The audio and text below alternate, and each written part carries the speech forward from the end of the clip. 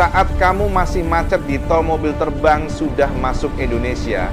Bayangkan kamu bangun pagi, tidak ada alarm macet, tidak ada notifikasi Google Maps merah membara. Kamu buka garasi, masuk ke kendaraan dan naik.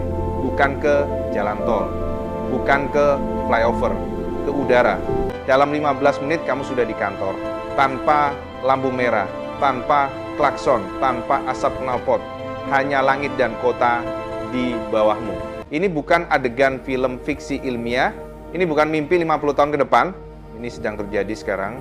Di CES 2025, pameran teknologi terbesar di dunia, XPeng Aero-HT memperkenalkan Land Aircraft Carrier, sebuah kendaraan 6 roda yang membawa drone besar di punggungnya. Kamu berkendara seperti biasa di jalan, lalu saat macet drone itu lepas landas, membawamu terbang di atas kemacetan yang kamu tinggalkan di bawah. Ehang dari Cina sudah selangkah lebih jauh. Kendaraan terbang mereka sudah dapat sertifikasi komersial pertama di dunia. Bukan uji coba, bukan demonstrasi. Sudah boleh terbang membawa penumpang secara resmi. Hyundai sedang kembangkan eVTOL yang bisa melaju 120 km per jam.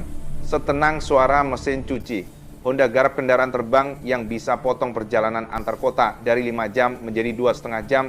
Dan yang paling mengejutkan, di pameran GIAAS 2025 di BSD Tangerang, mobil terbang ini sudah hadir di Indonesia, bukan di Amerika, bukan di Cina, di Tangerang. Dan pihak XPeng bilang mereka sedang pertimbangkan untuk jual di sini.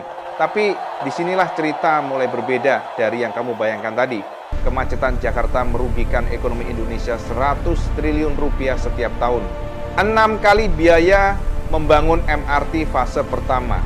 20,2 juta perjalanan terjadi di Jakarta setiap hari, dan 78% dari mereka masih di jalan yang sama tanpa solusi nyata. Mobil terbang ini harganya 5 miliar, terbang hanya 20 km, 15 sampai 20 menit sebelum harus cas lagi. Dan regulasi untuk terbang di langit Indonesia belum ada.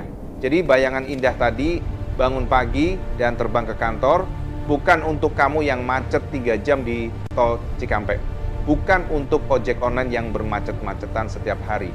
Ini kendaraan untuk mereka yang mampu beli rumah 5 kali dan masih punya sisa sementara kamu masih di tol. Ada yang sudah terbang di atasmu, dan jarak itu bukan hanya soal ketinggian. Kalau mau kita bahas lanjutannya, apa yang terjadi kalau mobil terbang ini jatuh di tengah kota? Siapa yang jaga langit di atas istana? Dan apakah ojek online akan punah karena ini? Komen di bawah, tulis lanjut, follow site teknologi, sinyal teknologi yang jarang